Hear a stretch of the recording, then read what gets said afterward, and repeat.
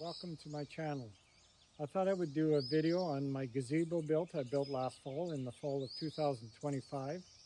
It's now January and I live on the west coast of Canada on Vancouver Island.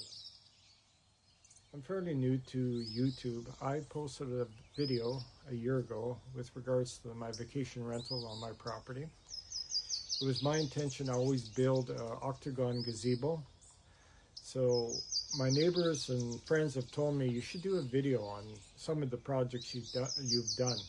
I built a teardrop trailer back in 2019 and I just have slides. I've done a video on that. But I thought I would do a video on the Octagon Gazebo. What I first started with was the cupola. I wanted to get some practice on doing the hip rafters and doing the math involved.